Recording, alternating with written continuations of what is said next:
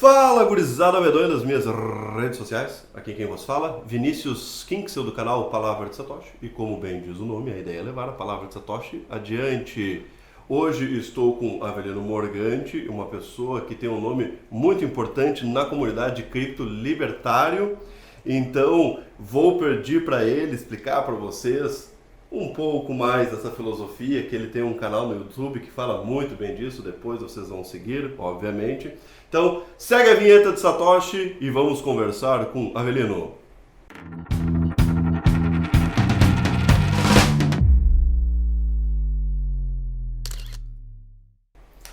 Então tá, meu amigo Avelino, antes de tudo, muito obrigado por ter aceitado levar a palavra de Satoshi adiante para as pessoas que estão do outro lado da tela, que Satoshi nos abençoe e que a gente consiga propagar a sua filosofia adiante. Apresente-se, por favor, e diga como é que a liberdade entrou na sua cabeça, como o Bitcoin chegou no seu coração.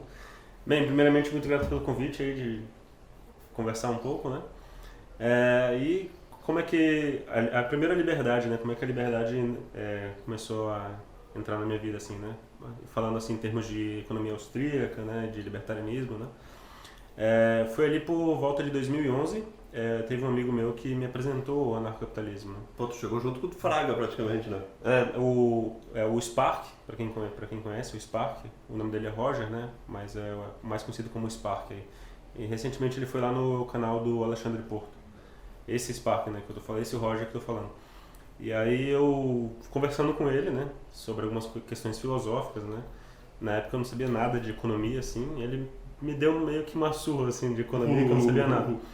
Só que eu tinha, te aprende, né? só que eu tinha a mente aberta, não tinha a mente fechada, né, e porque eu sempre estudei matemática, filosofia, física, era um nerd na escola, né, computação, mas a parte econômica eu nunca tinha me interessado, assim, né?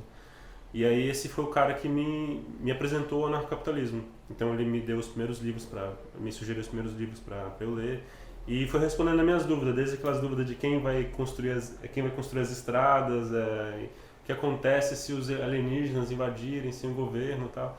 Então esse cara foi o que me apresentou as ideias libertárias. Depois eu conheci o canal do Daniel Fraga também, conheci algumas pessoas. Tem um grupo no Telegram que me ajudou muito, que eu acho que existe até hoje, que é o grupo Voluntarismo. Tem umas pessoas, uns amigos lá que eu fiz que também me ajudaram a responder essas dúvidas e eu perguntava bastante mesmo, assim, queria entender mesmo a fundo. E logo de início eu já entendi que não precisava, pelo menos para mim, né, precisava ser o expert assim, nos livros. Eu queria, como é que eu faço para botar isso em prática? Então eu sempre fui um cara desde o início, desde que essas ideias foram me apresentadas, como é que eu coloco isso em prática? Então foi mais ou menos isso, né? E aí o Bitcoin eu conheci pelo canal do Daniel Fraga, mas eu não tinha dado muita atenção para isso. Foi por volta de 2013 já. 2013, 2014 que eu conheci o Bitcoin. Mas que eu fiz as primeiras compras foi por volta de 2014, 2015. Eu fiquei ali um ano praticamente estudando, e na época eu fazia computação, então meu interesse primeiro foi acadêmico. Primeira coisa que eu pensei foi, tem alguma coisa errada nisso aí, como é que eu quebro isso daí, né? Eu li o white paper e tudo, mas aí eu fui aprendendo conceitos de sistemas distribuídos, de criptografia, depois eu me interessei muito na parte de criptografia, estudei muito a parte de criptografia, a parte matemática mesmo. Então meu primeiro interesse foi acadêmico, fiquei ali um ano estudando, e aí só depois que eu comecei a comprar, né? Eu era estudante, não tinha muito dinheiro para comprar, mas eu lembro que assim foi bem, me ajudou muito assim a pagar a conta mesmo, a pagar a boleta, a comprar comida, né? Porque foi subindo, subiu, comprei a R$400, foi para R$1.000, aquilo ali fazia muita diferença no meu orçamento, né? Então me ajudou bastante nisso, a pagar a conta mesmo, a comprar comida, a pagar aluguel, a pagar a conta mesmo. Então foi aí, assim, o início foi das ideias libertárias, foi o Spark que me apresentou, depois teve esses grupos do Telegram, grupo de Facebook, vídeo do Daniel Fraga, e o Bitcoin foi primeiro interesse acadêmico e depois foi interesse prático, né? Foi mais ou menos assim. Para quem não conhece, aí do outro lado da tela, Daniel Fraga é o maior mito do Bitcoin no Brasil, se duvidar, um dos maiores do mundo. Sim. Né? Ele foi, acho que, o primeiro expoente a falar sobre o Bitcoin nas redes sociais, no YouTube. Aqui no Brasil, posso dizer que foi um dos primeiros, né? Eu não conheço outro que falou antes, né? Então, aí do outro lado da tela, se você estiver vendo esse vídeo e não conheceu o Daniel Fraga, procure os vídeos dele, a história dele, que tu vai ver que é fantástica. E aí tu comentaste, Avelino, que quando tu entrou nas ideias da liberdade, enfim, ali no começo de 2011, 12, 13, muito na frente da humanidade, posso dizer assim, por incrível que pareça, né? Para tu ver como nós somos uma sociedade atrasada. Eu também fui conhecer lá na 2013, 2014, que eu lembro que estava aquela eleição da Dilma e do Aécio, e na época era nada propagado, e eu tenho uma teoria, e eu gostaria de ver contigo se tu compactua da mesma, que é proposital. Eles fazem de tudo para não nos ensinar sobre economia, fazem de tudo para não nos ensinar o conceito da liberdade, para que a gente fique eternamente dependente do governo, para que a gente não se questione perguntas básicas, tais como quem vai construir as estradas nas escolas e nas faculdades, eles preparam a pessoa para ser CLT, para ser aquele cidadão controlado, né, que paga seus impostos, não reclama de nada e vai lá para o trabalho e calha a boca, é isso. Exato, é complicado isso, e quando a gente cai fora da caixinha, assim, quando a gente vê que o mundo é muito mais do que isso, a gente começa a ver a beleza da liberdade num outro aspecto, né? E o quanto que o Bitcoin, ele vai impactar, ele já impacta como uma ferramenta para levar a liberdade adiante. Né, no momento que as pessoas conseguem trocar valor sem precisar do governo. E tu estava comentando nos bastidores comigo que tu acredita que o dinheiro físico vai acabar. Com certeza. Então eu gostaria que tu explicasse para a galera essa tua ideia, essa tua... por que o dinheiro físico vai acabar, Guilherme? Assim, porque o dinheiro físico é bom, é maravilhoso. Por isso que ele vai acabar, porque o Estado não quer, né, que a gente use o dinheiro físico. O dinheiro físico tem algumas características únicas, né? Que é o fato dele ser rastreável, ele é bem difícil de rastrear. Se eu te entrego aqui um dinheiro físico, né, no caso eu trouxe aqui minhas lâminas de prata de ouro. Exato, iria entrar agora. Se eu entrego uma para ti,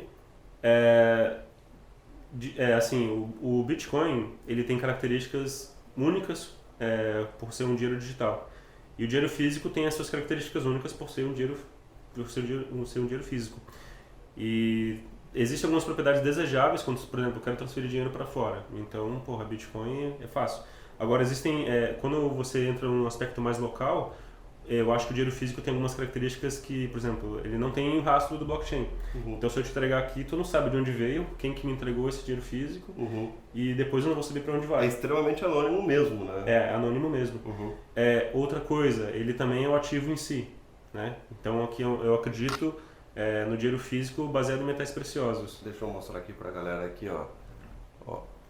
Acho que vocês vão conseguir ver aí direitinho. Eu acredito no dinheiro físico baseado em metais preciosos. Então o metal precioso ele é o ativo em si. Então ele não depende de nada. Inclusive não depende de internet, não depende de eletricidade, não depende de nada. Então ele é ativo em si. Isso também é altamente desejável. E assim, se tinha uma coisa boa no dinheiro estatal, era o fato dele ser físico, porque as pessoas ainda faziam algoritmo com isso. Ainda conseguiam ser de certa forma rastreável, né? E o governo percebeu isso. É também difícil de taxar quando os comerciantes aceitam dinheiro físico, ou Bitcoin também é difícil de taxar. E o Estado ele quer aumentar o espólio, né? Aumentar o roubo, e o dinheiro físico atrapalha o Estado nisso. Então por isso que o dinheiro físico, esse é um dos motivos dele deixar de existir. E aí agora de um tempo para cá surgiu o tal do Pix. Logo mais a gente vai ter uma moeda digital. E o governo vai conseguir rastrear tudo que as empresas e os CPFs fazem. Inclusive, vai dar um poder para o Estado de saber tudo que aquele cidadão comprou, tudo que aquele cidadão vendeu. Eu escrevi um artigo sobre isso alguns anos atrás também, sobre os malefícios de uma moeda estatal, né? E o que eu imagino para o futuro é até o tal do imposto no smart contract. Ou seja, se o dinheiro físico deixar de existir e o Estado saber tudo que você compra, tudo que você vende, todos os produtos que você compra, todos os produtos que você vende, olha só que beleza. Você não vai nem precisar declarar imposto de renda. Vai ser direto, ele vai calcular no final do ano, não, você gastou tanto com coisas médicas, você lucrou tanto, você movimentou tanto, então seu imposto é tal e eu já tirei da tua conta. Então vai tornar o algoritmo, para quem usa o dinheiro digital, bem difícil, né? Porém, eu acho que o dinheiro físico ainda vai ser demandado na sociedade, assim como o Bitcoin vai ser demandado para diversas coisas, né? E por isso eu me movimentei para esse lado, para tentar construir um dinheiro físico que assim, vai existir, a demanda vai existir. Se o real deixar de ser físico, o dólar deixar de ser físico, a demanda por alguma coisa que substitua o dinheiro físico, e quando o cara compra uma casa, quando o cara compra alguma coisa, ele use, né? Ou para que ele simplesmente saia desse radar, vai continuar existindo. Então, atendendo essa necessidade do mercado, que eu entrei nesse mercado de metais preciosos. Maravilha. O Avelino, já fazendo uma propaganda aqui para ele trabalha atualmente com uma empresa chamada Real, mas é Real com U no final, deixa eu mostrar para vocês aqui de novo, né? Que é o verdadeiro Real, apesar do trocadilho do nome, que é genial, diga-se de passagem. Aqui está de prata, aqui está de ouro. De ouro eu trouxe só uma pequenininha. Ele participou por muito tempo do mercado das criptomoedas e acabou migrando para o mercado de prata, de ouro e de metais preciosos. Então eu gostaria de conversar contigo sobre isso. Como é que tu... Mas aceitamos Bitcoin. Então. Aceita Bitcoin como forma de pagamento, isso é importante. Se você quiser comprar metal, até para diversificar, que é importante, né? Não ser um maluco como eu, que está 100% posicionado em cripto. Eu já tive assim muito tempo. que eu acho que as pessoas certas, na verdade, seriam diversificar, mas então diversifiquem em metais preciosos com o Avelino, que é uma pessoa muito séria no mercado, então você vai ter um material de exímia qualidade, tenho convicção que sim, e eu estou provando isso aqui pessoalmente. Então eu gostaria de ver contigo, tu entrou ali no mundo das criptos, tuas primeiras compras 2014, 2015, quando é que tu entrou no mercado para trabalhar na área e depois a tua transição para as moedas físicas, o motivo, até acho que muita gente no mercado pergunta, né, por que o Avelino saiu do mercado cripto, porque ele trabalhava no mercado cripto e migrou pro mercado de metais preciosos. Se tu puder compartilhar com a galera, eu acho que seria bastante interessante. Essa parte de metais preciosos eu tenho uma influência muito grande do meu pai, que foi garimpeiro, né? Então eu tenho o link tá aí, né? Eu gosto disso desde criança, por conta do meu pai que era garimpeiro nos anos 80 e tal. Tem um monte de história também sobre isso. Pode compartilhar com a galera, se quiser. E aí assim, na época que eu fazia computação ali, eu comecei de onde que veio isso, né? De onde que veio o Bitcoin? E aí eu descobri que veio do lado dos grupos dos cypherpunks, né? Então eu li muitos artigos ali do Nick Szabo, do Ralph Fiennes, do Wade, toda aquela galera lá, né? Sim. Muitos dizem que Nick Szabo pode ser Satoshi, né? Eu acredito que provavelmente, se fosse uma pessoa, seria ele. Mas eu acredito que os Satoshi é um conjunto de pessoas. Um conjunto de pessoas. Uhum. E eu espero que nunca ninguém saiba quem é. Mas provavelmente é o Nick Szabo, sim. E aí, assim, eu montei um grupo no Telegram, né? Um grupo chamado Cypherpunks. Para ajudar as pessoas com interesse nessa área, né, a debater sobre aqueles artigos, a debater sobre privacidade e tal. E tem um artigo que eu gosto muito do Nick Szabo, que é o BitGold, que é a cara do Bitcoin. Mas nesse artigo ele fala assim, ele começa o artigo falando assim, eu tentei fazer com ouro, mas o ouro tem certos problemas, tal, que ele fala da custódia, do transporte e tal. Então ele queria fazer uma coisa com características do ouro, porque o Nick Szabo é um cara que entende muito de moeda. Tem até um artigo dele lá que ele fala desde a parte das conchas, né, e colecionáveis e tal, né, que é o Shelling Out. E aí ele vai falando sobre a história do dinheiro, né. Então ele é um cara que entendia muito sobre dinheiro, desde a época das conchas, do sal, do ouro, né. Então ele sabia das propriedades do ouro. Ele falou que eu tentei fazer com ouro, mas eu não consegui fazer com ouro, porque tem esses problemas aqui do ouro. Custódia, transporte e tal, então tem que ter essas características aqui. Ele foi começando a descrever o Bitcoin, que é escasso, né, enfim. Fácil de movimentar, tem que ter umas certas funções. Ele começa a descrever até um pouco do mecanismo de mineração e tal, desse BitGold, né, que hoje basicamente é o Bitcoin. Só que eu fiquei com aquilo na cabeça. Porra, e se desse... Ele falou que tentou fazer com ouro. E se desse para fazer com ouro, alguma moeda baseada em ouro? E quando eu fazia computação, eu estudava hardware. E que ano isso, mais ou menos? Aproximadamente. Essa parte dos estudos assim foi 2015 até 2017, né? Sim. Foi por volta disso aí, que eu entrei no mestrado também. E eu tinha bastante interesse em hardware. E aí eu descobri que não existia uma moeda eletrônica. E é uma ideia que eu ainda quero desenvolver, uma moeda eletrônica. Estou na luta para desenvolver isso, mas é complicado. O que seria uma moeda eletrônica? O Bitcoin é uma moeda digital, é diferente. Uma moeda eletrônica seria uma moeda com um circuito eletrônico. Na forma como eu imagino isso, seria um circuito de ouro. Pode ser em formato de antena, uma rectena, na verdade, né? É um dispositivo de hardware que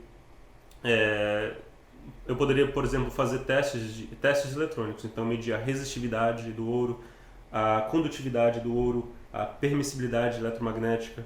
Então, são características físicas do ouro. O ouro tem a sua condutividade elétrica, tem a sua resistividade elétrica, tem a permissibilidade eletromagnética, tem diversas características ali que só o ouro tem, que a prata tem, que a platina tem. Então seria um dispositivo eletrônico feito em ouro em que fosse submetido a testes eletrônicos para saber se era... A forma que eu imagino era uma nota futurista em que você coloca numa máquina, a máquina faz esses testes elétricos e fala, beleza, isso aqui é ouro. Não tem como hackear a física. Então, assim como o Bitcoin está para criptografia, essa nota eletrônica estaria para física, as leis da física, que não tem como você mudar diversas características ali. E eu fiquei pensando muito nisso, e eu quis desenvolver isso no mestrado, mas ele acabou dando errado, no meu mestrado acabou dando errado. Aí eu recebi uma proposta de emprego da Huobi, na época era a maior corretora do mundo. Ainda é uma das maiores, né? Que ela estava vindo para cá pro Brasil, aí eu fui o terceiro funcionário deles aqui, ajudei a montar a mesa de OTC. Isso que ano? Isso foi 2017 já, acho que 2017, 2018. Eu sou ruim com referência de tempo, tá? Sim, aproximado. Mas eu sou bem ruim com... Se você me perguntasse se uma coisa foi um ano atrás ou se foi há 3 anos, minha mente é confusa. Sim, até porque, Avelino, neste canal nós contamos o tempo e espaço a partir do nascimento de Satoshi, né? Entendi. A partir do bloco Gênesis. Então, 2017 pós-Cristo é o ano... vamos ver aqui. O ano 7 pós-Satoshi, exatamente. Entendi. Então, hoje nós estamos no ano 13 pós-Satoshi. Entendi. Então, mas chegaremos lá ainda nesse canal com o passar do tempo, né, para ajudar as pessoas a contabilizar o tempo e espaço. Mas aí, assim, eu até esqueci qual era a pergunta, mas eu estava falando da parte que eu me interessei aí por metais preciosos, né? Eu entrei na Huobi e tal. Depois a Huobi acabou fechando as operações, aí eu e mais uma pessoa que eu tinha conhecido lá, que era a Liu, a gente abriu a nossa mesa OTC, que era a OM Crypto. E aí a OM Crypto deu muito certo, assim, a gente cresceu bastante. Em 2019, eu lembro, no final do ano, se eu fosse pegar os dados da Receita Federal e o nosso volume, a gente tinha 9,5% do market share no Brasil de criptomoedas, né? O Avelino chegou a movimentar 10% do volume de transações bitcoins no país inteiro. Se pegar os dados da Receita, Sim. Eu não sei se os dados lá são superestimados ou se são abaixo, mas Sim. Para ter um parâmetro, né? Sim, é um belíssimo parâmetro. Mas a gente vendeu, nessa época, na época que eu tive nesse mercado, acho que mais de 80 mil bitcoins, com certeza. Talvez 100 mil bitcoins. Isso num período de quantos anos aproximadamente? De 1 ano e meio, mais ou menos. Imagina, movimentou 100 mil bitcoins em 1 ano e meio. Acho que uns 80 mil é uma estimativa mais. Eu não sei também, Sim. Eu não calculei todos, né? Sim, Mas tem uma carteira lá que a gente movimentava que acho que tinha 45 ou 50 mil. Só que nem todos passavam por aquela carteira. Então, eu fiz uma estimativa assim, cheguei nesse número de uns 80 mil. Mas só numa carteira tem uns 45, eu acho. Imagina, naquela época o Bitcoin estava na faixa de uma média de 30 mil do dinheiro estatal, então tu faz as contas aí do outro lado da tela, bota 100 mil vezes 30 mil. Isso em valores reais, Isso né? em valores da organização criminosa. Pois é. Aí teve algumas coisas que me afastaram no mercado, que não sei se vale a pena falar aqui, mas foi muitas coisas que me afastaram do mercado. Ter bitcoins na carteira é um risco diferente de você movimentar. Você é P2P, você sabe, a gente estava falando aqui antes. Sim. Uma coisa é você ter seus bitcoins na carteira, existe um risco associado a isso. Agora, movimentar isso, principalmente o banco, o que ferra às vezes não é nem tanto o Bitcoin, é o banco e a parte estatal. Isso que ferra tudo, né? Aí é complicado, bem complicado. Então, assim, os caras que são P2Ps, como você, são heróis, né? Sim, nós somos na linha de frente, né? A linha de frente, Então, assim, admiro muito esse trabalho, né, de P2P. É essencial. E se vocês aí do lado da tela soubessem o risco que E aí às vezes reclamo do preço, da margem. Puta, se vocês soubessem o risco que é... Nossa, é um altíssimo risco, né, cara? Eu comprar sem nem chorar, né, cara? nem Ia chorar. dizer assim, cara, tu ganha pouco, eu vou te dar mais. Exatamente. Eu vou te pagar toma mais. Aqui, toma Desculpa, um toma com um cafezinho aqui, né? Toma um café e um tapinha nas costas. É porque a gente lida com dinheiro, né? Então, isso por si só já tem trocentos mil riscos, né? Que às vezes a pessoa que está do outro lado da tela não tem a menor ideia. Ainda mais quando... Às vezes acontece problema que você nem fala pro cliente, você resolve. Exato. Ixi, quantas vezes? Né? Ainda mais no teu caso, que tinha CNPJ já tão cedo no mercado, né? Que movimentava muito volume, então tu imagina, às vezes entrava 7, 8 dígitos na conta bancária. A responsabilidade. A responsabilidade, nossa, é imensa, né? Imensa, não é só uns númerozinhos na tela, né? Tem toda uma questão de segurança. É a vida da pessoa inteira, às vezes. Exato. Qualquer erro que dá, nossa, é inimaginável, né? É o risco e igual o salário, né? Proporção de risco e salário. E acho que o bom P2P é aquele que assume a bucha. Se der alguma coisa, às vezes o cliente nem fica sabendo. Ixi, quantas vezes, tantos problemas que eu resolvi sem nem o cliente ficar sabendo. Porque não é a dor de cabeça não é dele, ele está pagando pelo serviço de... Ele paga e quer receber o dinheiro, quer receber os bitcoins dele. Então, também não tinha essa filosofia. Se acontece alguma bucha, eu nem... Às vezes eu falava depois, mandava os bitcoins na carteira, aconteceu isso, mas eu resolvi. O cara nem se estressar, porque ele tá... Eu não tô... Ele é meu cliente, então ele está me pagando para prestar aquele serviço. Sim. Então, se qualquer coisa que aconteça no problema, o problema é meu, eu tenho que resolver para ele. Até porque na filosofia do Ancapistão, né, o cliente é rei. Exatamente. E então assim, às vezes acontece muito problema, às vezes o banco trava com seu dinheiro lá, e aí, o que acontece? Você tem que ou às vezes não sei se tu pode comentar com a galera. Cara, eu peço desculpas que eu sou um apresentador meio Fausto Silva, assim, às vezes eu corto a galera. Não, pode falar. Se tu pode compartilhar com alguém, não precisa citar nomes, obviamente, né? Mas alguma história dos bastidores que aconteceu contigo, que tu lembra, assim, que tu possa compartilhar, até pelo fato de tu ser um cara importante na comunidade, movimentou uma grana federal, que nem tu já compartilhou aqui. Então, se tu tiver alguma história que tu puder compartilhar, acho que seria bacana. Tem uma que eu já compartilhei, mas eu posso compartilhar de novo, que é a vez que eu quebrei, que é uma dessas coisas que pode acontecer no mercado, e para vocês entenderem também o que acontece às vezes aí no mercado, né? Então, assim, o que aconteceu? Hoje eu conto essa história bem tranquilo, mas na época não foi nada tranquilo. Quebrar é pesadinho. Foi muito traumático. Então, como foi que eu quebrei? Eu tava começando nesse mercado, então não tinha muito dinheiro e não tava começando. Aí, um belo dia eu recebi uma TED, foi na época 660 mil reais. Entrou essa TED de manhã, beleza, vendi os bitcoins pra pessoa, entreguei os bitcoins pra pessoa. Rápido, né? Às vezes a gente tenta fazer o negócio o mais rápido possível. Meu recorde, eu acho que foi tipo uns 30 ou 40 segundos. O cara me mandou de uma conta digital, ele já tinha me mandado a carteira antes, eu tava lá, só faltava enviar, entendeu? Aí eu vi que o dinheiro bateu na conta e eu mandei a grana. Foi o meu recorde, assim, de ter...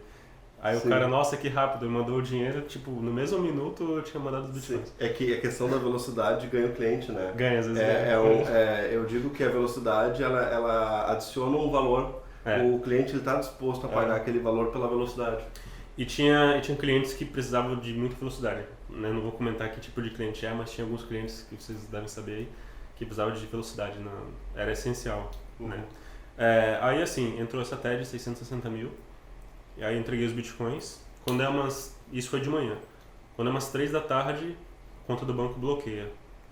Aí minha sócia na época, né, falou, não estou conseguindo acessar o banco tal. Aí eu vou tentar de novo, mas eu tenho certeza que eu não errei a senha, porque a gente faz isso todo dia, toda hora a gente está acessando o banco. Né? Aí ela digitou de novo, deu errado. Aí errei de novo, mas eu tenho certeza que a senha está certa. Tinha bloqueado a conta, né? Que é uma coisa também que acontece muito com o P2P. Os bancos amam, né, os P2Ps. Ficam bloqueando agora está até bloqueando a conta de cliente, né? Que não acontecia muito na época, mas hoje em dia bloqueia até a conta de cliente. E foi numa sexta-feira. E aí tem que resolver a bucha, né? Tem lá o dinheiro travado lá, mas tem que resolver a bucha. Então a gente conseguiu resolver a bucha, mandar os bitcoins para todo mundo. E aí teve esse problema aí para resolver. Aí quando chega na segunda-feira, a gente vai lá no banco, a gente descobre que a TED tinha voltado, né? Tinha sofrido um estorno de TED. Olha aí. Então existem algumas quadrilhas. Então assim, outra coisa também que eu morro de medo é de deixar dinheiro no banco estatal. Então meu dinheiro hoje, boa parte está em bens físicos, como metais, por exemplo, né? E outras coisas também. Eu não quero falar, mas boa parte, eu não deixo muito dinheiro no banco por conta desse problema. Traumático, foi bem traumático isso daí. E aí assim, o cara disse que tinha sido bloqueado e tal, e aí começamos enfim, tinha sido bloqueado, nem ia ser devolvido, que o cliente lá tinha solicitado o valor. Eu entrei com meu advogado, isso aí tá na justiça até hoje, não sei se eu vou receber essa grana. Até hoje eu não recebi essa grana do banco, até hoje tô numa disputa, né, com o banco. Mas aí o que tinha acontecido? Eu acho que existem quadrilhas especializadas em clonar TEDs, em clonar contas e tal, e eu desconfio, não posso afirmar isso, que às vezes até uma pessoa de alto escalão dentro do banco está envolvido. E aí o que eles fazem? Eles mandam o dinheiro para P2Ps, pegam o Bitcoin e depois eles... É um golpe, né, que existe, né? Infelizmente o mercado tem muitos golpes, né? Com Pix isso acontece também, pode acontecer também. Sim, com todo tipo. A gente tenta se precaver ao máximo, né? A gente, né, faz de tudo para conhecer o cliente, faz de tudo para se proteger. Às vezes o cliente enche o saco quando a gente fala que a gente precisa de uma certa documentação, né, para se proteger. O cliente enche o saco, mas é que infelizmente houve muitos golpes no mercado. Eu não conheço quem não tenha caído em nenhum tipo de golpe, seja pequeno ou grande, né? P2P, OTC, que é quem trabalhava, como é o caso do Avelino, que a gente chama de mesa, que é quem trabalha com volume e tal. O mercado, infelizmente, passou por tudo, né? Hoje em dia está muito menos, porque a galera se profissionalizou, né? Nessa tua época aí, 2019, 2018 e tal, era muito recente, né? Lá pelo ano 10, 11, pós-Satoshi. Por incrível que pareça, era uma criança, né? Eu comparo, né, a contagem do tempo como se fosse um ser humano. Então tu imagina 10 anos só de Bitcoin, é uma criança. Mas né? o problema aí em si foi o banco mesmo. O banco, que eu falo, o banco que nos ferrou mesmo. Né? Os bancos é complicado. Sim, tem muitas partes envolvidas, né? Hoje o mercado já... Naquela época ali, imagina 2015, 2016, 2017, 2018, 2019... Ali, infelizmente, o brasileiro é complicado. A gente parte da premissa sempre da boa fé, da pessoa que está do outro lado negociando com a gente. A gente sempre acredita que o ser humano é bondoso, né? Infelizmente, nem sempre isso acontece. É complicado. Né? E ainda mais tu que falaste, nós somos linha de frente, então a gente tem que se proteger. Às vezes a burocracia é mais do que necessária. Às vezes a burocracia não é nem tanto em termos de burocracia estatal, é uma burocracia para você se proteger. Para tu saber só se o cara que tu tá conversando é o mesmo da foto. É o mesmo da foto, exato. Só isso. Exato. Às vezes é para isso que se pede algum documento. Exato. Não é nem nada estatal, nada. É só Sim, é só pra saber se tu tá falando com a pessoa certa. Né? É só para saber se tu tá falando com a pessoa certa. Exato. E... Também tem golpe de celular, que hackeiam o celular. Sim, não. Alguns amigos já sofreram.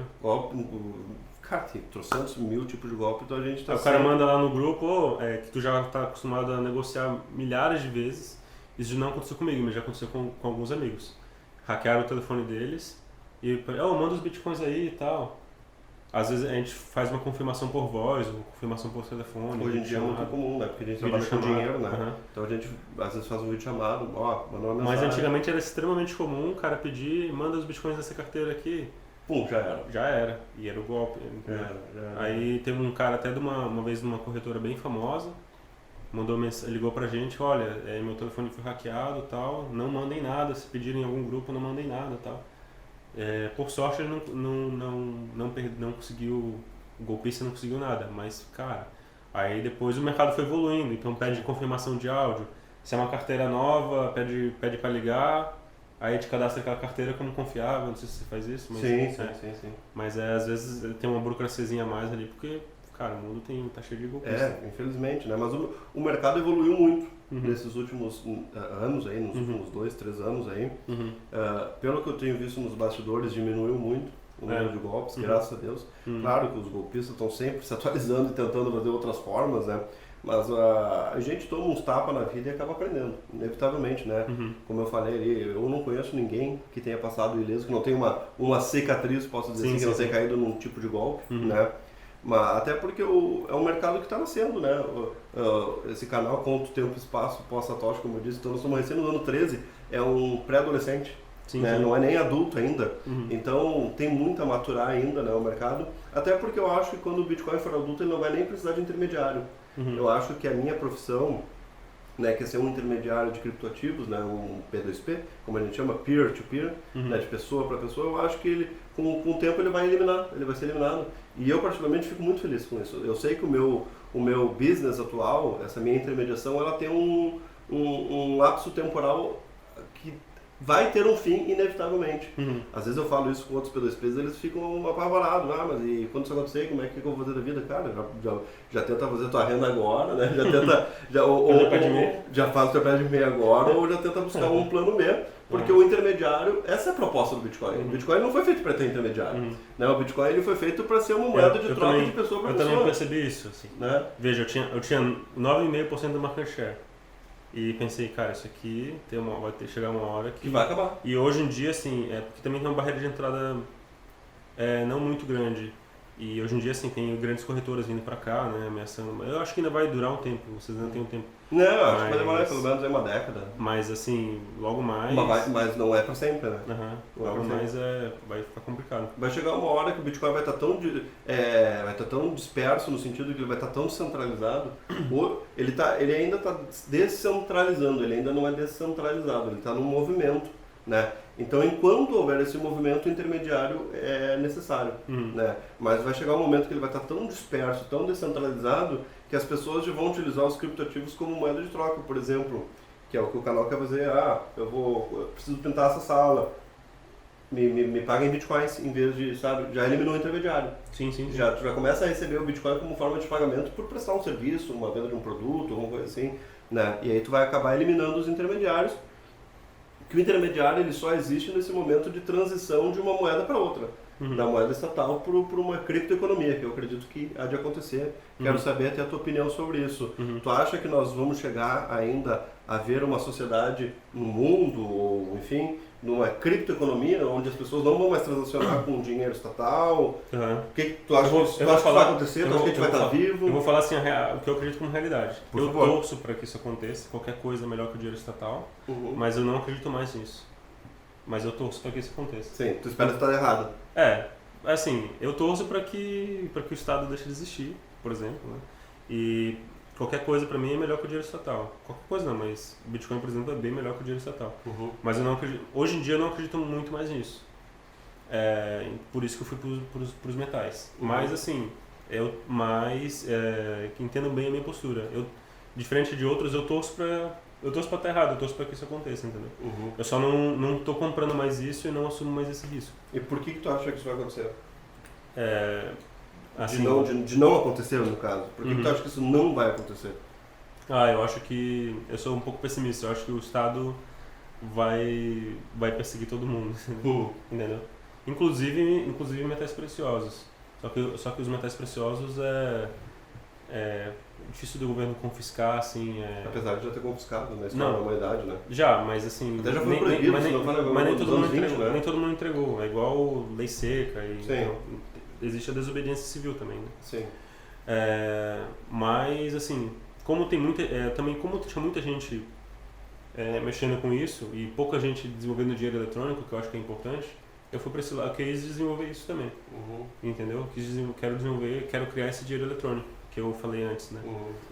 Mas, assim,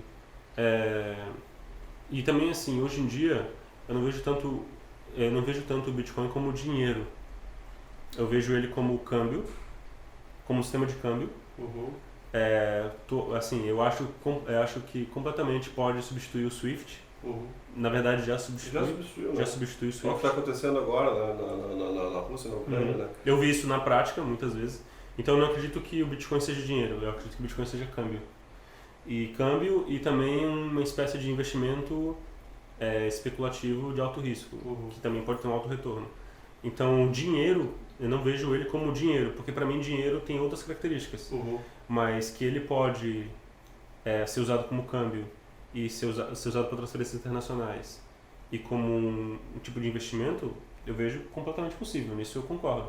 Agora, como dinheiro, não, porque para mim o dinheiro ele tem outras características que hoje o Bitcoin não tem. Uma delas é ser estável. Claro, o Bitcoin já tem uma estabilidade.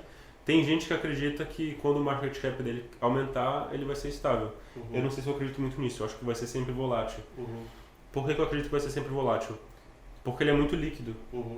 Ele é muito líquido. E eu acho que essa liquidez ajuda na volatilidade. Por exemplo, se eu tiver 1 kg de ouro, o ouro também é bastante líquido.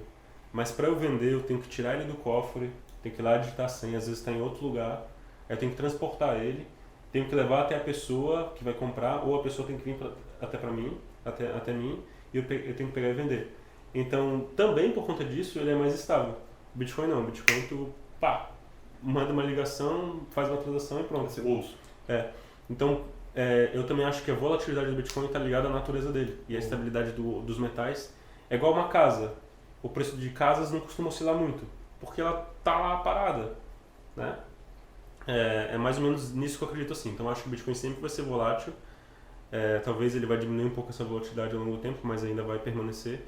E os metais vão ser um pouco mais estáveis também. E assim, os dois têm características. Se eu for fazer uma transação internacional, hoje não dá para fazer com metais, né? Mas com cripto dá. Então assim, os dois têm, eu sempre falei isso, tem características diferentes para talvez propósitos diferentes. Sim. Né? Devido à natureza deles serem diferentes, um é digital, o outro é físico. Sim. Um meio que não anula o outro. Sim, não, se complementam, né? Eu já discordo do amigo em alguns pontos, e essa é a beleza das trocas de ideias, né? Tu acha que vai ser usado como dinheiro? Eu acho que sim. Nesse canal eu estou mostrando que sim, é possível usar o Bitcoin como forma de pagamento e um dinheiro. Só que o Bitcoin ele não é só um dinheiro que nem, por exemplo, é o real, o dólar, o euro.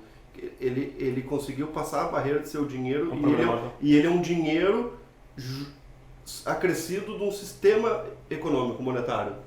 Né? Então de regras de programação. Ele é muito mais completo e também complexo do que só o dinheiro. Então ele não vai ser só dinheiro, ele vai ser muito mais que o dinheiro, porque ele está englobado em si só todo um sistema econômico monetário junto. Ele tem todo ele é como se fosse o dinheiro e o banco ao mesmo tempo, posso dizer assim. Então é que hoje o Bitcoin ele está lastreado no dinheiro estatal. Hoje a pessoa pergunta para mim quanto que vale um Bitcoin, vale tantos X de dinheiro do estatal. Ele não é unidade de valor. Ele não é uma unidade de conta ainda. O ouro hoje em dia não é também, mas já foi. Exato, então por isso que ele é volátil. Na verdade, $1 era uma quantidade em prata. Exato. Então quando você falava $1, você entendia tantas gramas de prata, não sei o que. Hoje em dia os metais deixaram de ser unidade de conta. Exato, né? Por conta do Estado. Exato. Então o Bitcoin ele ainda está lastreado no dinheiro estatal. Hoje um Bitcoin hoje está, sei lá, 215 mil reais no dia que a gente está gravando esse vídeo aqui. Talvez tu esteja vendo esse vídeo no ano 18, possa daqui a 5 anos, mas no dia da gravação ele está hoje na faixa aí de 215 mil reais. Então o Bitcoin está lastreado no dinheiro estatal. Então um Bitcoin vale 215. As pessoas não pensam um Bitcoin sobre um Bitcoin. Sim. Porque ele ainda não é as pessoas não conseguem enxergar valor no Satoshi, porque ela não sabe com quantos Satoshi ela vai conseguir comprar uma TV. Tu sabe com quantos reais tu vai comprar uma TV. Não, as pessoas fazem a pergunta, isso tanto na época que eu mexia com cripto e hoje quando eu mexo com os metais. Elas fazem a pergunta, e se eu precisar vender? Sim. Elas fazem essa pergunta com cripto e fazem essa pergunta com metais. Muito clássico. A forma como eu enxergo os dois você não vai precisar vender. Exato. A ideia é tu não precisar vender, né? Essa é a ideia. Um dia chegaremos lá para te explicar que a ideia é que tu não precisa vender. Mas exatamente. O que eu quero dizer é o seguinte... Você vai chegar num lugar e o cara vai aceitar. Acontece que é o seguinte, quanto vale uma TV? Em real, se eu falar uma TV, né, 50 polegadas, não sei o que, tu consegue precificar em real. Então o lastro do produto da TV está em real, porque tu consegue enxergar valor no real, unidade de contabilidade de preço, né? Agora se eu te perguntar quanto vale uma TV em Bitcoin, em Satoshi, cara, tu não consegue trazer então eu vou te explicar um pouco de por que eu não acredito que o Bitcoin pode ser usado como moeda, baseado nisso. Por conta da estabilidade.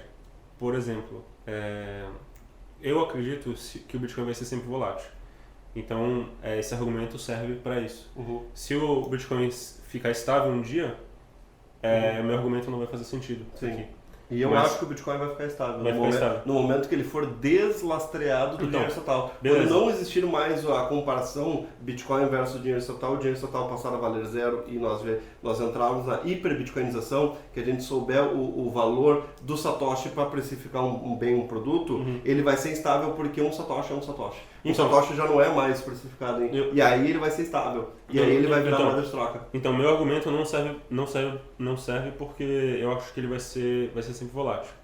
Então, se ele for sempre volátil, não tem como os capitalistas, os empreendedores, os investidores, meio que alocar os recursos sem ter uma previsão de preço das coisas, entendeu?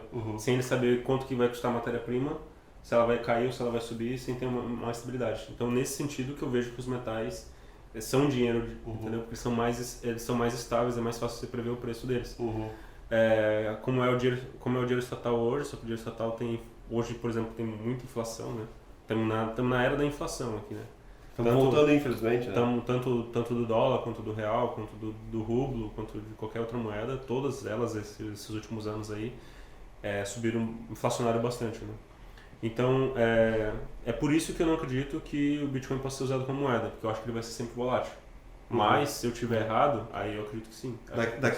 O bom que quando a gente grava um vídeo é que a gente pode fazer brincadeira do lapso temporal. Daqui a 10, 20 anos a gente vai olhar esse vídeo e vamos ver quem esteve certo e quem esteve errado. Uma brincadeira sadia, obviamente, né? Mas, eu acho que o Bitcoin vai ser estável. Mas assim, eu torço pra estar errado. Eu torço pra que a tecnologia ferre o estável. Mas aí que tá. É que a estabilidade... Porque assim, eu sei usar Bitcoin, então se eu ver que... É que, como diria Flávio Augusto, né, a estabilidade não existe. Esse é um bordão dele. Sim. Então, tudo não existe mesmo, nem no metais. Tudo que é bem, produto e serviço, ele vai flutuar o preço. O preço de tudo é flutuável. Né? Tudo de acordo com a demanda e oferta, a escassez, tudo mais. Por exemplo, o pintor, vamos supor, o pintor hoje... Eu vou pintar essa parede aqui porque tu precisa pintar a parede, tá? E hoje só tem tu me procurando. Se amanhã tiver 10 salas querendo pintar e só tem aquele pintor, o preço daquele pintor vai flutuar, independente da moeda, se é Bitcoin, se é ouro, se é real.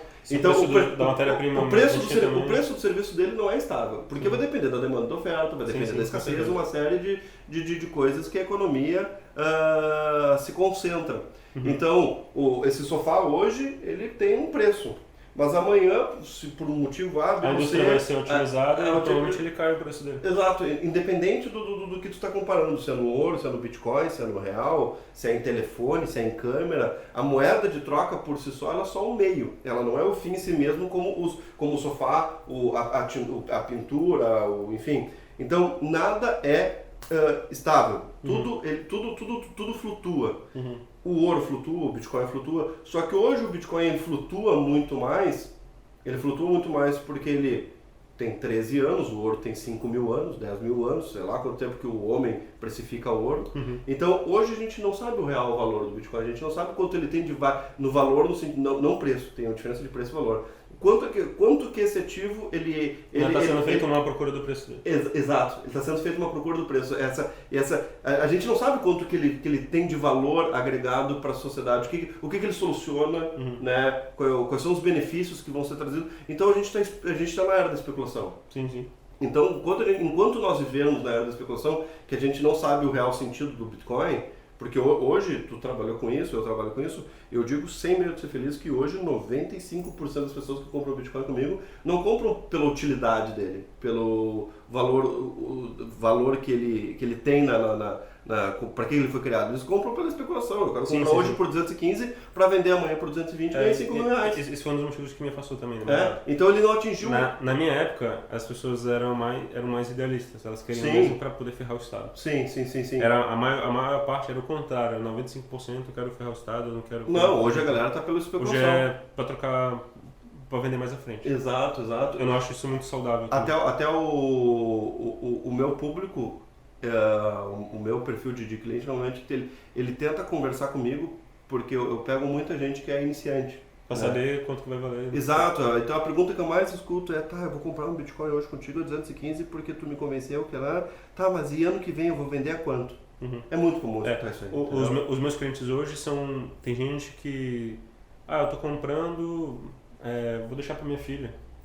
Vai vender daqui 40, 50 anos. Eles falam isso. Não, coisa linda, né? Vou mexer nisso daqui 40, 50 anos. Talvez eu nem vou vender, vou deixar tudo pra minha filha. A maioria das pessoas que compram comigo é nesse sentido. Outras para poder fazer trocas, como dinheiro físico, né? Sim. Então, tipo assim... poucas são, de fato, assim, para investimento. Eles sabem que vai se valorizar, mas a maior parte não está pensando nisso. Um exemplo que eu uso sempre com as pessoas é o seguinte, ó. Já comprou dólar? E a pessoa assim, tá, tu pode comprar hoje o dólar, no dia de hoje que está sendo gravado, o dólar tá a R$5. Tu pode comprar hoje a R$5 para especular e vender no que vem a 6? Posso, né? Ele foi criado para isso? Foi para isso que o dólar... foi para isso que o dólar foi criado? Ele foi criado para ser uma especulação, tu comprar 5 para vender a 6? Não, ele não foi criado para isso, né? Ele foi criado para ser uma moeda de troca. O Bitcoin é a mesma coisa. Tu pode comprar hoje para vender amanhã? Pode, mas ele não foi criado para isso. Ele foi criado para ser uma moeda de troca, né? Então, eu acredito que daqui a 10 anos, 20 anos, 30 anos, a tecnologia vai prevalecer sobre o governo. Isso é uma coisa que eu debato com muita gente, né? A maioria das pessoas discorda de mim, acha que o governo vai prevalecer sobre a tecnologia. Eu acho que a tecnologia vai vencer. Então, eu acho que o governo pode usar a tecnologia contra a gente. O futuro dirá o que vai acontecer. Mas se a tecnologia, tecnologia conseguir vencer... E as pessoas deixarem de usar o dinheiro estatal, por mais impresso que for, vai valer zero, não importa o número que tiver escrito ali, as pessoas vão começar a usar só o Bitcoin. Neste momento, não só o Bitcoin, as criptomoedas, o Bitcoin vai ser o laço das criptomoedas. Neste momento, eu acho que o Bitcoin ele vai estabilizar um pouco mais o valor, porque ele não vai estar mais lastreado no dinheiro estatal, e sim no bem, produto e serviço. É no cara que vai pintar, é no sofá, sabe? Daí as pessoas vão conseguir entender quantos satoshis vale um sofá. Quantos satoshis vale a pintura de uma parede? Por isso que esse canal aqui, quando eu decidi montar ele, eu tentei precificar bem os produtos e serviços sempre em satoshi. Eu nunca falo na moeda estatal nesse canal, em preço. Então, por exemplo, o primeiro vídeo que eu já botei no ar, eu comprei um churros em Porto Alegre, um churros foi 3.000 satoshis. Então, nesse momento que eu consigo precificar um produto... Quanto que é hoje um grama de ouro está... Hoje está 310, 311. 311 do dinheiro estatal? Do dinheiro estatal. Tu saberia me precificar em satoshi? Ainda não. Quanto que tá? É para isso que eu quero que é para isso que eu quero que o canal sirva. Não, tem que fazer o cálculo. Eu sei dizer o preço, mas exato. O preço do dia. Exato. Hoje, como o Bitcoin está lastreado no real, tem que fazer cálculo. Então a ideia é que eu faça isso. Vai chegar um dia que as pessoas já vão saber o valor do satoshi, não vai precisar fazer cálculo. E aí o Bitcoin, quando esse dia chegar e não for só eu e tu que conseguirmos fazer essa matemática, e sim todo mundo, aí ele vai ficar estável. Assim que eu acredito. Vai ser a virada de chave. Vai ser a virada de chave. O pessoal vai deixar de usar dólar e reais. Exato. Isso eu acredito totalmente. Eu especulo que vão usar metais. Claro, podem usar Bitcoin também. Mas uma coisa a gente vai concordar. É que o real brasileiro e que o dólar vão deixar de existir. Vão virar pó. Vão virar pó. Isso eu jogo todas as minhas fichas. Eu também. Eu aposto tudo. Eu aposto 100% no meu. Eu sou 100% em Bitcoin. Eu aposto totalmente o contrário do dólar. Eu também. Eu sou... E não só por uma questão ideológica, mas por uma questão de... Eu não posso dizer especulação, apesar de que não deixa de ser uma especulação, porque eu não sei o que vai acontecer no futuro, mas eu acredito que em 10, 20 anos o dólar não vai mais ser a moeda padrão do mundo, vai ser o padrão Bitcoin. Eu não sei há quanto tempo, mas eu acho que 10 anos acho que dentro de 10 anos é um prazo razoável. Pode ser ano que vem. Pode ser ano que vem até, né? Com esse negócio da Rússia, da China e tal. Agora deixa eu te fazer uma pergunta, talvez seja uma pergunta idiota, tá? Mas é que eu não entendo desse teu mercado. Certo. Eu não entendo desse teu mercado. Não, então, pra mim é muito idiota qualquer pergunta que eu fizer. Por exemplo, tu disse que o metal precioso, ele vai virar uma moeda de troca. Eu acho assim, ó, o ouro, segundo indícios arqueológicos, 6.000 anos. É muito tempo, né? Se a gente teve Bitcoin tem 13. Se a gente teve outras civilizações mais antigas que a gente não sabe registrar ainda, a gente não sabe, mas assim, pelo menos 6.000 anos. E por diversas culturas ao redor do mundo, culturas que não se conheciam. Porque essas culturas descobriram as propriedades do ouro. E por isso que todas elas foram por ouro. Maia, Azteca, Inca, Egípcia, Roma, Grécia, enfim. Tudo do ouro. E em lugares independentes, porque eles descobriram as propriedades do ouro. Então, pelo menos 6 mil anos. Então, como o ouro tem essas propriedades, o ouro é um negócio natural, eu acho que, eventualmente, a gente vai voltar pro ouro. Mas aí a minha pergunta é a seguinte... Por isso que real também... Real, o nome da minha empresa, significa 3 coisas. Significa retorno do ouro, real, né? Significa, é um trocadilho com a nossa moeda, a moeda do Brasil, a estatal, né? Real. Sim. E também, eu achei genial. E também significa real, porque de fato ele é real. Porque de fato ele é real. Essa genialidade pra mim no nome, quando eu vi tu montar tua empresa e o nome real, eu disse, cara, esse filho da puta é um gênio, cara. Porque o nome é muito inteligente, porque é o verdadeiro real que é real. Exatamente. Porque o real estatal não é real. E assim, é irreal. Algumas pessoas pensam que o fato de eu estar fazendo isso, eu estou atacando o Bitcoin. Não, nada a ver. Eu aceito o Bitcoin. Sim. Eu faço as duas trocas. O que eu estou atacando é o real brasileiro. Exato. Mas aí é o seguinte, ó. Suponhamos que tu queira me vender esse... Aqui tem uma travesseira, uma almofada. E eu tenho isso aqui, tá? Tá. E eu quero negociar preço contigo. Eu não quero comprar pelo preço que tu está me ofertando. Eu não vou comprar uma. Eu quero comprar 3, mas daí eu quero negociar preço. Tá? Divisibilidade? Como é que tu vai me dar troco? Tá, a divisibilidade... É porque assim, esse é um projeto que não tá concluído ainda. Mas a divisibilidade antigamente, como é que eles faziam? Faziam com outros metais menos valiosos. Então tem ouro. Daí tu me daria troco em outro metal. Em prata e tem outros metais. Negociei preço, tu vai me dar sal de troco. Hoje seria isso. Hoje e sempre foi assim na Roma antiga e tal, né? O troco seria em outros metais. Mas como eu tenho aquela ideia de dinheiro eletrônico, a minha parte de dinheiro de computação era sempre focada em integração hardware e software. Então eu sempre era a ponta ali do meio que integrava software e hardware. Eu desenvolvia firmwares e tal, né? Na época que eu fazia computação, estudava computação, trabalhava com isso. Mas eu acho que... como eu posso explicar? Eu quero ter também uma parte digital, né? Uma criptomoeda, mas ela vai ter um lastro, não seria bem um lastro, seria um lastro em real, porém a pessoa poderia resgatar isso fisicamente.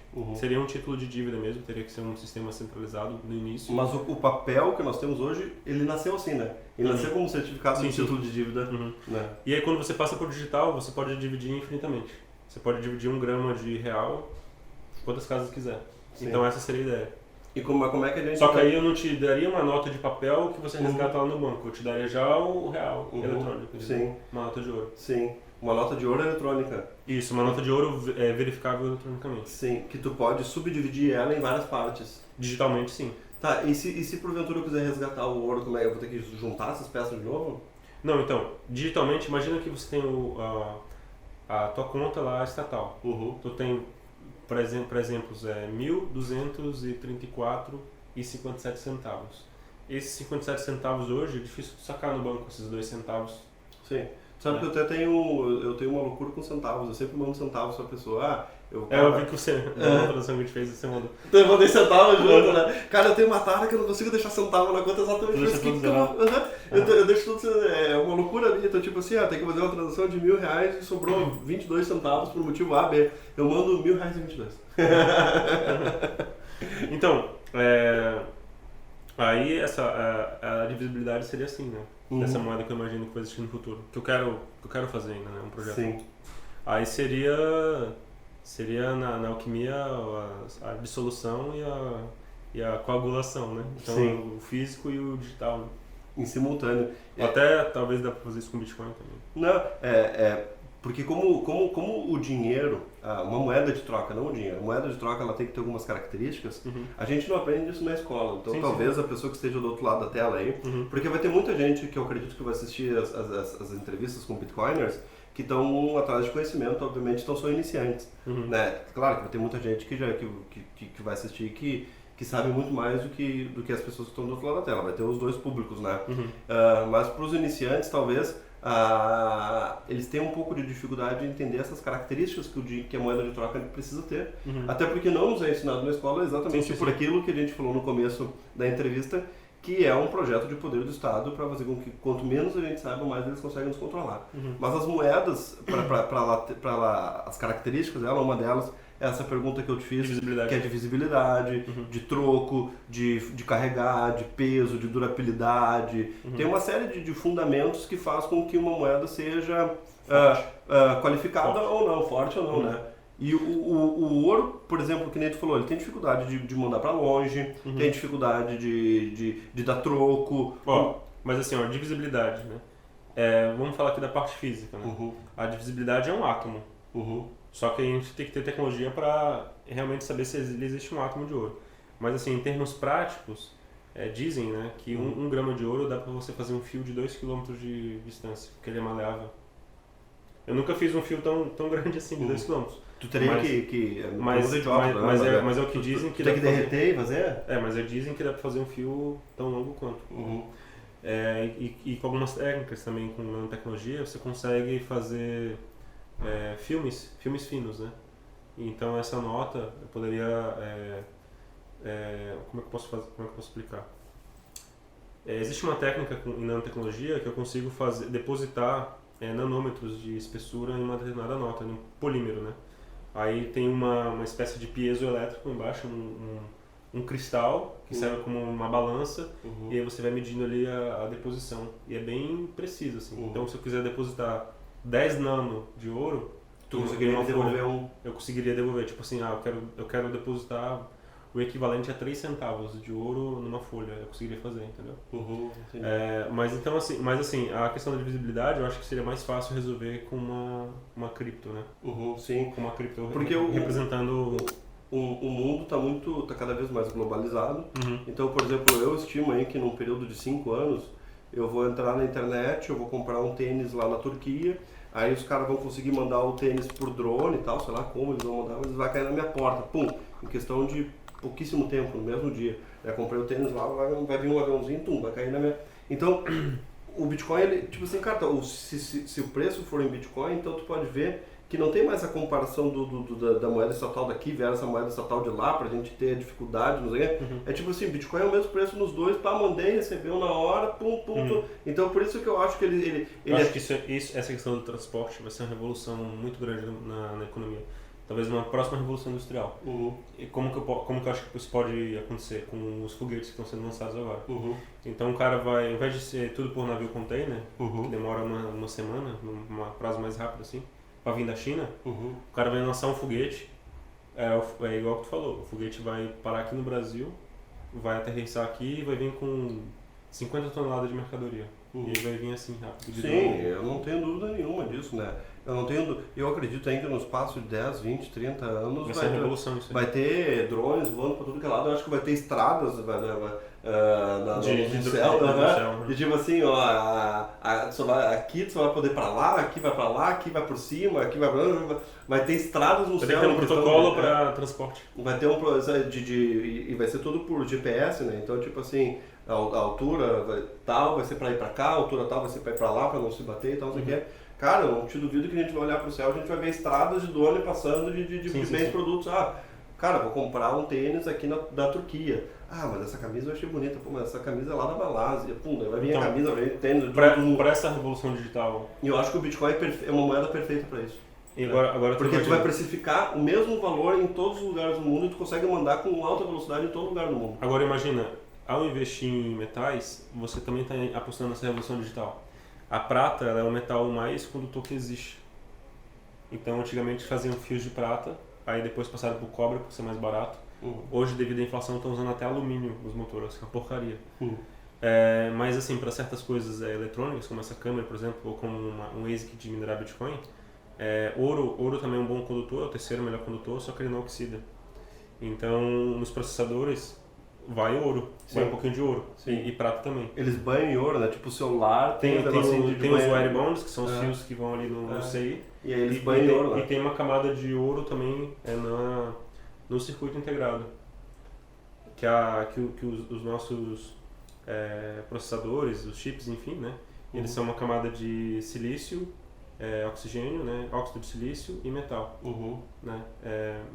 Silício, oxigênio e metal. Essa camada de metalização que vai em cima geralmente usa ouro. Então, para essa revolução que você está falando, eletrônica, digital, a gente vai precisar de metais também, entendeu?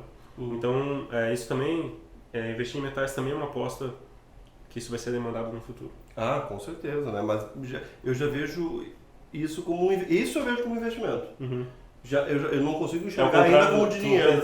Exato. Eu vejo isso como investimento e o Bitcoin como dinheiro, e tu vê isso como dinheiro e o Bitcoin como investimento. Eu vejo o contrário. Eu vejo que isso aqui, com certeza, a matéria-prima é extremamente necessária para a humanidade por diversos motivos que tu tem um conhecimento, nossa, que é um professor aqui para a galera, mas eu ainda não vislumbrei isso como dinheiro, como moeda de troca. Claro que é uma exceção, né? Tipo, eu quero vender minha casa, me dá ouro. Né? Pode ser, né? Não deixa de ser. Mas, mas se for por isso, qualquer coisa pode ser dinheiro. Eu estou vendendo minha casa, mas eu preciso de petróleo. Eu preciso de petróleo. Sacas de arroz, sacas de soja. Olha só, eu estou montando um negócio aqui, eu preciso de arroz. Então, eu estou vendendo minha casa por arroz. Então, qualquer coisa pode ser, tem muita né? gente na roça que usa a cabeça de boi.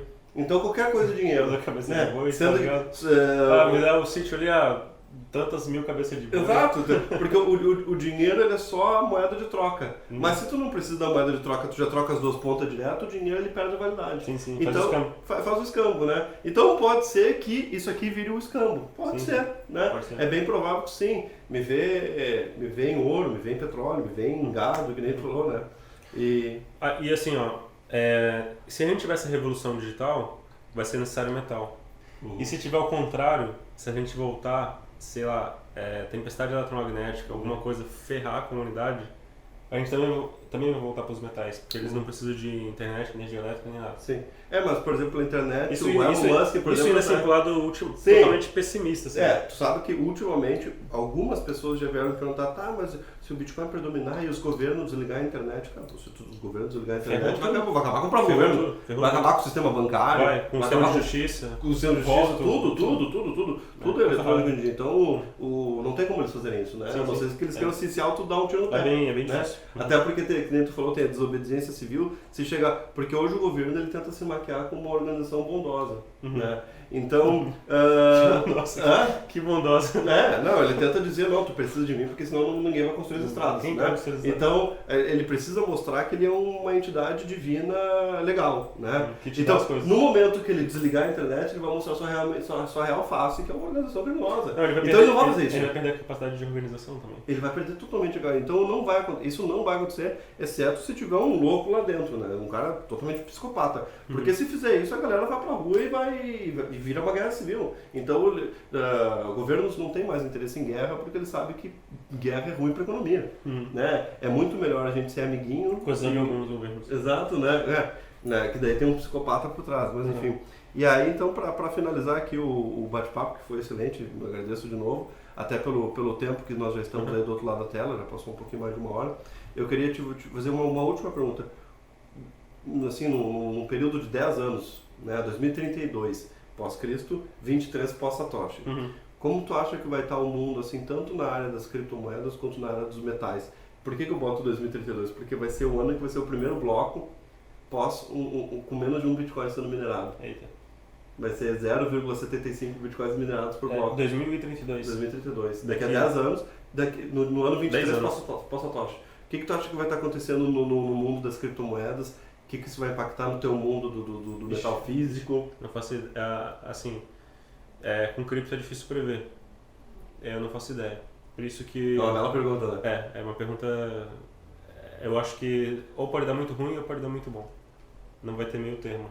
Vai dar muito bom ou vai dar muito ruim. Ou vai dar muito bom ou vai dar muito ruim. Quem tem cripto vai ficar muito agora ou pode valer nada. Agora com dinheiro estatal...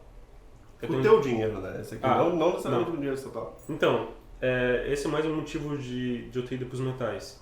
Eu acho que é mais, como eu posso dizer? Mais seguro? O risco é mais seguro. O risco é menor. É assim, ó. Se cripto... Você está apostando num ativo que existe há 6 mil anos. Eu estou apostando num ativo que existe há 13. Exatamente. Se cripto der bom, provavelmente vai dar muito bom. E se der mal, provavelmente vai dar muito ruim. Agora, uma coisa... Então, assim, com cripto é difícil prever. Mas uma coisa que eu posso prever com mais exatidão metais vai continuar dando bom e dinheiro estatal vai acabar.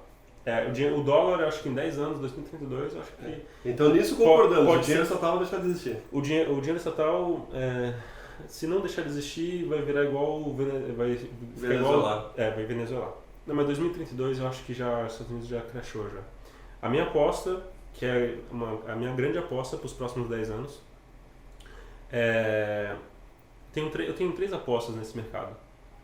Uma que, quando eu estava no mercado cripto, eu estava mais volátil, eu acredito nos ciclos do halving, de 4 anos. Sim, por isso que eu falei 32, que tem um ciclo. Então 2 anos ali era ruim, 2 anos eram bons. Então eu queria um mercado que fosse bom meio que o ano inteiro.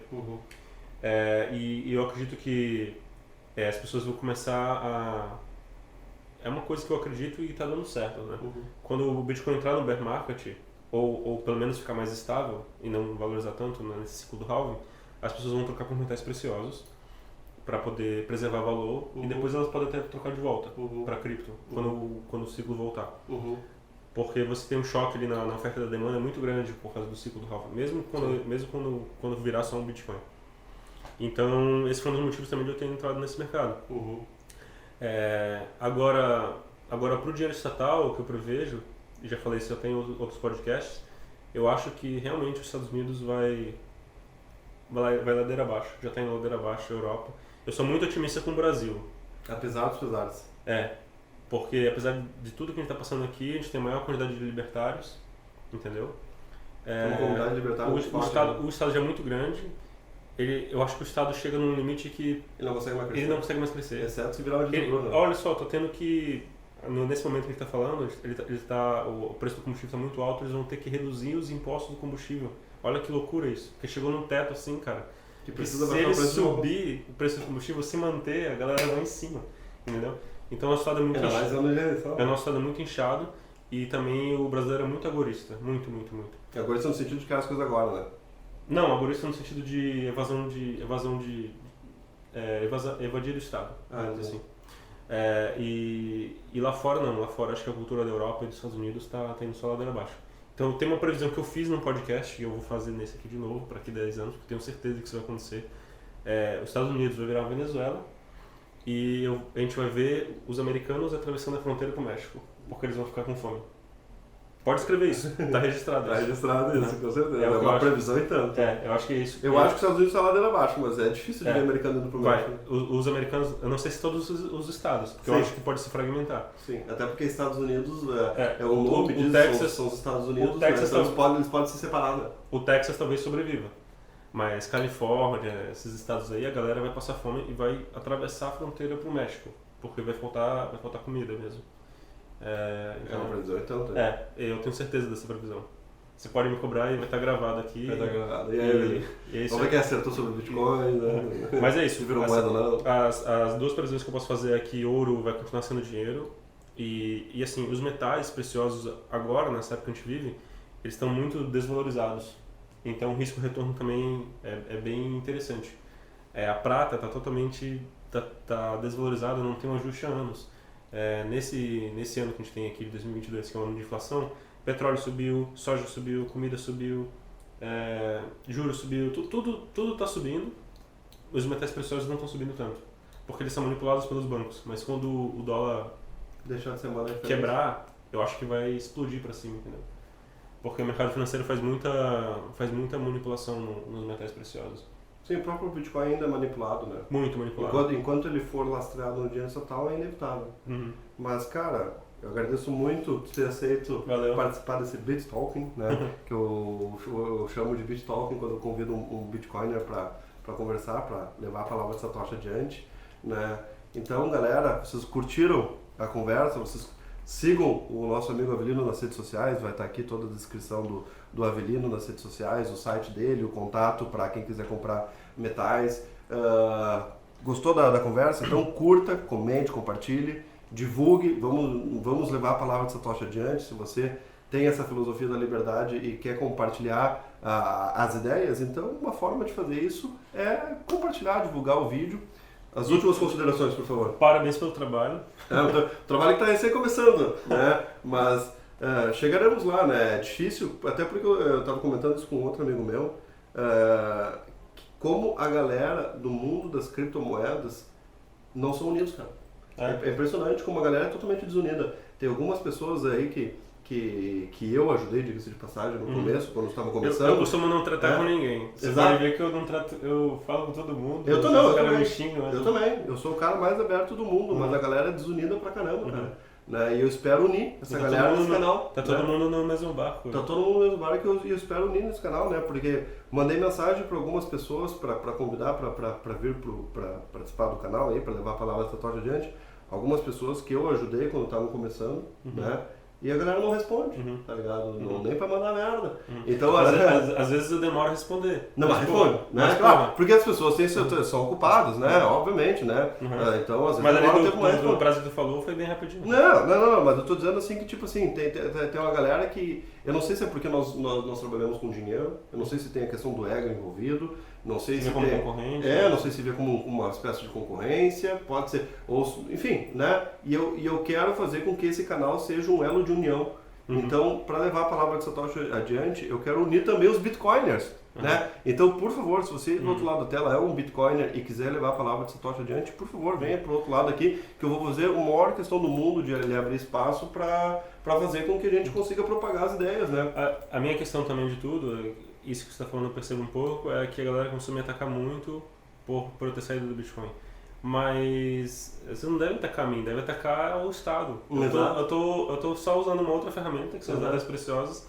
Não, tu já foi linha de frente por um tempo, agora tem outras pessoas que são linha de frente e o ciclo acontece, é inevitável, inevitável. Mas é só um recado que eu quero deixar que é o seguinte, a galera do Bitcoin, vamos se unir.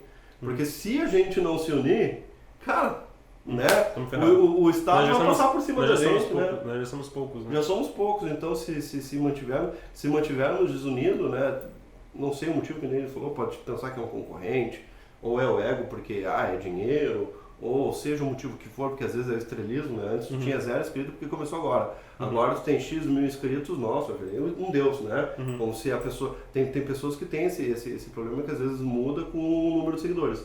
Né? O meu canal lá, eu posto de vez em quando, nem ligo muito pra isso. Não, mas infelizmente tem essa questão, né? Acho que faz mais de um mês que eu não posto nada no meu canal. Faz parte. Esse canal aqui eu espero que tenha muitos conteúdos, mas é isso aí. Ficou o desabafo, né? Eu espero que no futuro a gente consiga unir os Bitcoiners e as pessoas que querem virar Bitcoiners. Né? Então se você aceita Bitcoin como forma de pagamento, me avisa que eu vou aí te visitar. Eu aceito. Olha, por isso que eu vim visitar ele. Feito, mestre. Muito obrigado. Valeu. Então é isso aí, galera. Espero que tenham gostado e viva Satoshi! Gostou do vídeo? Então ajude a levar a minha palavra adiante. Curta, comente, compartilhe e divulgue. Viva Satoshi!